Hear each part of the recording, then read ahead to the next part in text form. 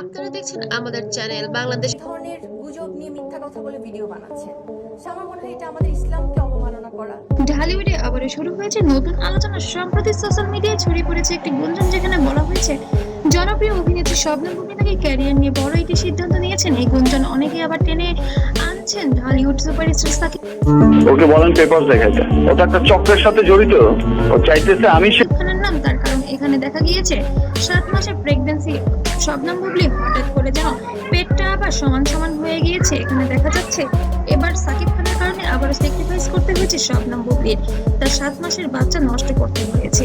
এটা কি শুধুই সোশ্যাল মিডিয়ার আরেকটি গুজব? আজকের ভিডিওতে আমরা জানাবো পুরো বিষয়টির বিশ্লেষণ। শবনম বুবলী ঢালিউডে আসার মানে ওই চক্রটা চায় যে শাকিব খান শেষ মানে বাংলা চলচ্চিত্রই শেষ। পর থেকে দ্রুত জনপ্রিয়তা পান, বিশেষ করে সাকিব খানের সাথে একের পর এক সিনেমা করার মাধ্যমে তিনি আলোচনায় চলে আসেন। অনেক দর্শকের কাছে এই জুটি বেশ জনপ্রিয় হয়ে ওঠে। এরপর ব্যক্তিগত জীবন নিয়ে বিভিন্ন সময় আলোচনায় আসেন শবনম বুবলী। বিশেষ করে যখন তিনি তার ছেলে শেহজাদ বীরের কথা প্রকাশ করেন, তখন পুরো মিডিয়ায় শুরু হয় তুমুল আলোচনা সমালোচনার যেন ঝড়। সম্প্রতি সোশ্যাল মিডিয়ায় কিছু পোস্ট ভাইরাল হয়েছে, যেখানে দাবি করা হয়েছে কত টাকা পেয়ে এমন করতেছে, তাহলে কি করতে বলেন? এত বছর পর কেন এসে করতেছে? বুবলীর ব্যক্তিগত জীবন নিয়ে নতুন কিছু ঘটনা ঘটেছে।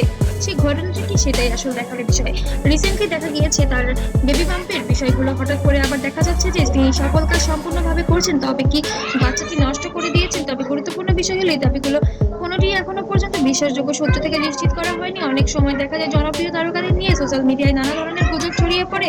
এই কারণেই অনেক ভক্ত বলেছেন যাচাই না করে এসব খবর বিশ্বাস আমার কাছ থেকেও টাকা খাইছে কয়েকদিন আগে 12 লাখ টাকা।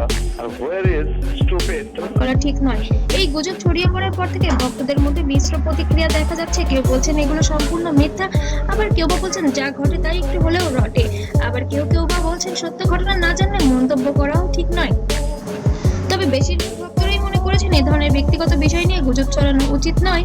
সত্য বলতে একজন তারকা ব্যক্তিগত জীবন নিয়ে সোশ্যাল মিডিয়ায় অনেক সময় অতিরঞ্জিত গল্প তৈরি করা হয়, কিন্তু বাস্তবতা অনেক সময় আমি বেশ কিছুদিন ধরে বলছি যে গণমাধ্যমকে আমি আমার ব্যক্তিগত কিছু আসলে বলতে চাই না, কারণ ব্যক্তিগত ব্যাপারগুলো সম্পূর্ণ ভিন্ন হতে পারে। এ কারণেই অনেকেই বলছেন বুবলী বা সাকিব খান নিজের কিছু না বলা পর্যন্ত এসব খবর নিশ্চিতভাবে কিছু বলা যাচ্ছে না। তারকাদের জীবন সবসময় আলোচনায় থাকে এবং রঙে রাঙানো থাকে, কিন্তু সেই আলোচনার মধ্যেই অনেক সময় গুজব মিশে যায়। তাই যে কোনো খবর বিশ্বাস করার আগে সত্যতা যাচাই করা জরুরি। আপনার কি মনে হয় সোশ্যাল মিডিয়া ছড়ানো এই গুজবের পেছনে? আপনারা জানেন এর আগে বুবলির সাথে হয়তো অপুর একটা ক্ল্যাশ হয়েছে, অপুই করেছে। অপুর সত্যিই কি কোনো কারণ আছে, নাকি এটা নিছকই শুধু গুজব, নাকি সত্যিই এমনটি ঘটেছে শবনম বুবলীর সাথে? আপনার মতামত কমেন্টে জানান। ভিডিওটি ভালো লাগলে লাইক, শেয়ার এবং সাবস্ক্রাইব করতে ভুলবেন না। ধন্যবাদ সবাইকে। আর নতুন নতুন আপডেট পেতে অবশ্যই পাশে থাকবেন। ধন্যবাদ। যারা কিনা হিজাব পড়ছে, I am sorry to say, but